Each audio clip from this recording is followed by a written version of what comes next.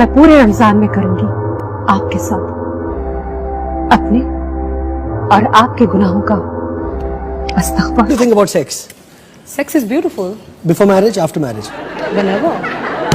Fantastic. आपकी favorite position कौन सी? I don't mind any position as far as you are enjoying.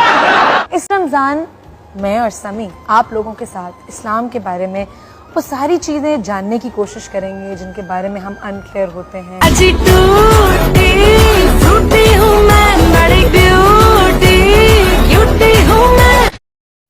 नाज़रीन, मज़ीद फ़नकारों की ड्रामेबाजियाँ सुनवाने से कबल हम आपको बताएं कि हमें सोचना चाहिए कि हमारी तरजीहात क्या हैं, हम चाहते क्या हैं, कि हम क्या देखना चाह रहे हैं।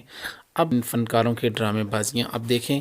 जुगन जो कि डेली पाकिस्तान की मशहूर एंकर हैं, उनको सजाएंगे एक ऐसी पुरनूर महफिल जहां आप सुनेंगे हमदे बारी ताला और नात शरीफ। तुम सोचते ही रहना, अगर 6 महीने पहले तुमने मेरी बात सुन ली होती तो आज मेरे पास मेरी बुटीक भी होती और रेस्टोरेंट भी होता, लेकिन नहीं, आपने तो मेरी बात नहीं सुननी थी क्योंकि आप इस स्टूपिड म्यूजिक एक्सरसाइज से बाहर ही नहीं।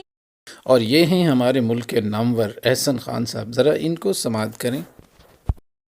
मैं हूं एहसन खान, आपका मेजबान। इस माह मुबारक में पीटीवी की खुसूसी इफ्तार नशरियात रमजान पाकिस्तान।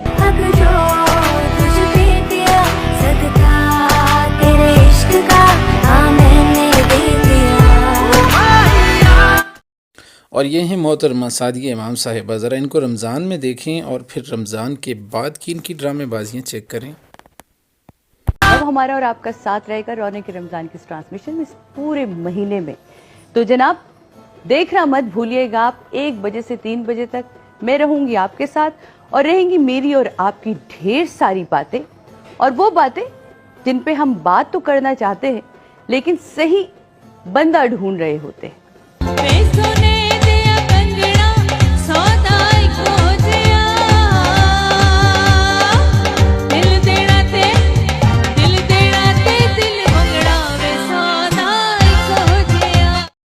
और ये हैं मशहूर व मारूफ साहिर लोधी साहब, जिन्होंने पाकिस्तान में बेहयाई की तरवीज और तदवीर करने में किरदार अदा किया है।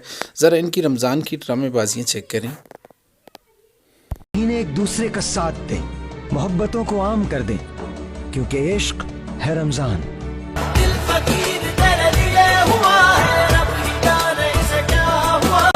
सबके लिए पैगाम है रमज़ान, इश्क है रब की रज़ा पे जान भी कुर्बान, इश्क है।